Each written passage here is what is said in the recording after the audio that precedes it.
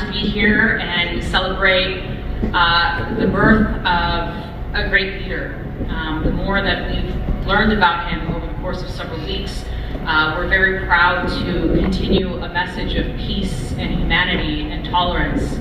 And I will just genuinely say that when I was very much interested in tackling this issue, because so many people in this district have shared their own personal stories with me on the campaign trail.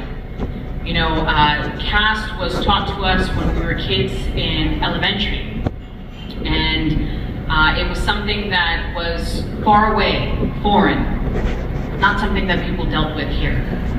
And on the campaign trail, more and more people shared their concerns in business, in healthcare, in education, in technology, in day-to-day life. And I was very interested in just making sure that all people have the right and dignity to live their American dream. And so I brought it forward to leaders in the state Senate and said in November that I really want to work on something like this to expand the rights of all people. And they never heard of it. Representation does matter. The more I've talked about it, people have Googled it. And people say, this is wrong. This is wrong here in the United States. And when we introduced SB 403, I introduced it without a sponsor. And later, I met Ben Mori, who has been doing the work of people for years, being harassed, discriminated against, bullied, intimidated. And we started to face that same obstacle together. And I'm very proud that Senate Bill 403 now is fully sponsored and supported by the ACLU, the American Civil Liberties Union, as well as dozens and dozens of other organizations and people, including Dr. Cornel West.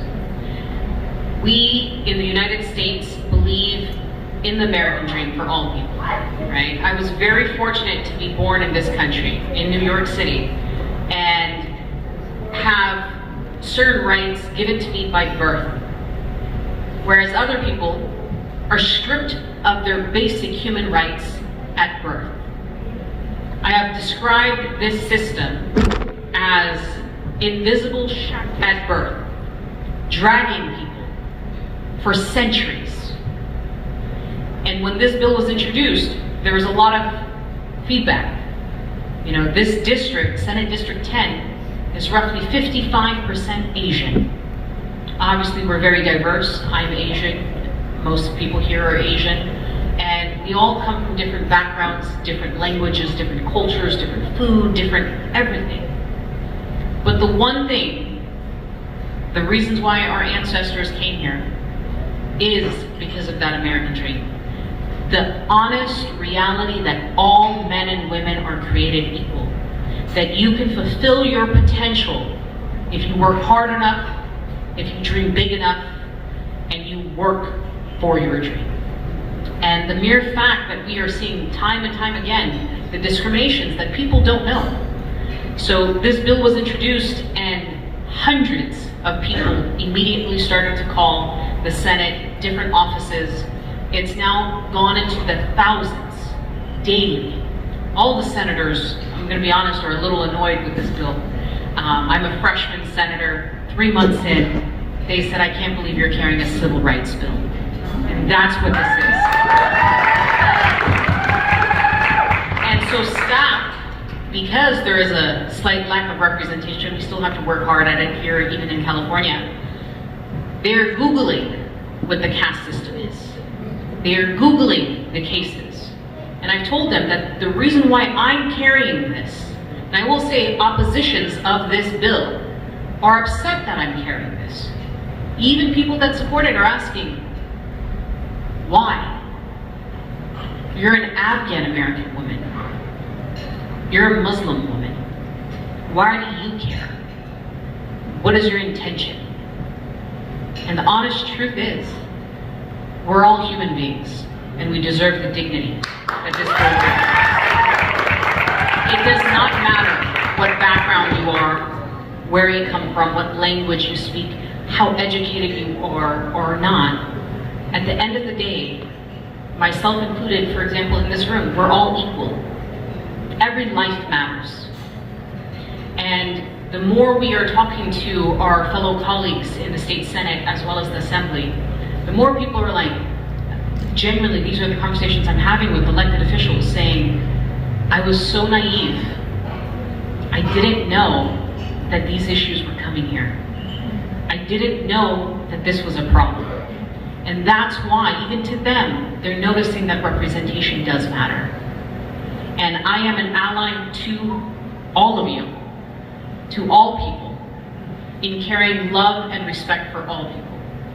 And the honest truth is, this isn't easy. I will be very honest with you all. It is not an easy bill to carry. I have far more difficult bills that tackle housing and jobs and homelessness and so much more. And yet this is the bill that has thousands of people call every day to 120 elected officials in the state. And when the opposition, and I've met with opposition, I love the fact that on Twitter they say I haven't met with anybody. That is completely false. We have received a significant amount of threats, of bullying behavior, of people saying, even today, your death is mandatory. And yet we still come here to speak about this bill. And the reason for it is because it is important. If thousands of people are calling state elected officials and have never been engaged in politics before, that means there's something going on. There is something going on in this state where people are trying to pretend the caste system doesn't exist, right? And we are hearing stories of people say that, I'm not allowed to put a cup in somebody's dish rack because I'm of a different caste. People saying I'm not allowed to pray at a temple or enter a temple because I'm of a different caste. People are saying that their children can't get married to other people because they are of different castes. And granted, as an American, I don't know all of these issues. I haven't lived it. But for millions of people to be formally known as the untouchables, this is wrong from the very start. All people deserve dignity. All life deserves dignity and respect. And so, in the face of the threats, in the face of the actions and the false claims that this is tackling one ethnic community or against one religion, I've asked every opponent of this bill, have you read the bill? They have not. So it is fear-mongering. It is lying about the issue. This bill is very simple. It literally clarifies our civil liberties in this state and defines the word caste to ensure that we have, all of us, fair employment and housing opportunities, and a clarification of whether you're upper caste or lower caste, nobody can discriminate against you based on caste. It is not just for one people, it is for all people. And when we learn about the issues that are affecting the people in this state, the majority of the problems are coming from my district or the Bay Area. Whether we're talking about the Berkeley case, where women were human trafficked, that people seem to forget about and ignore, or the fact that we had the Cisco case that was complicated, but the civil rights groups literally said that we're not dropping this. We just need a little bit more help on proving it, and that's the problem with a lot of civil rights issues. We have cases where people are not getting housing because they belong to a different caste.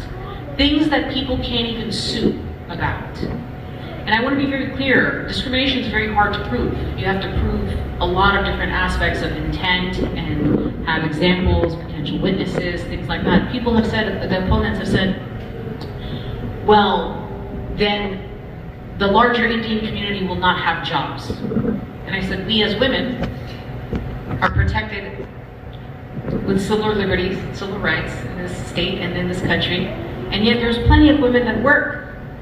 So how is that going to be a problem, right? They said that, oh, well, you know, this doesn't exist. It's outlawed in India. Okay, let's outlaw it here too. I don't see an argument to support this. And I think that many people here understand that. And again, it spans culture. There's plenty of countries that have been touched by the caste system. There's plenty of religions that support this bill. Muslim, Christian, Hindu, Jain, Jewish, you name it, they are in support of this bill because it is a civil rights bill. And I really want to highlight that the calls to, including other elected officials, to kill your bill. Aisha, why are you carrying this? Kill it. Pull your bill. And as an African American, I'm just going to tell you, I don't take kindly to threats. So we are going to move this bill far stronger, far much more forward as a coalition, and we are going to make sure this bill passes.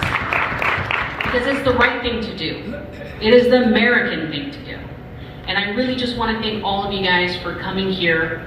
Like I said, Ben Mori and I have received plenty of hate, you know, calls to recall me, calls to put money up against us, PACs to be created. These are all threats that will really honestly have no effect on me, no effect on Ben Mori, and no effect on the people that back this bill.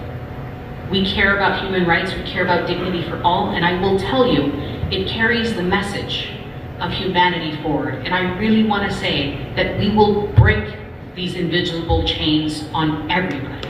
Thank you.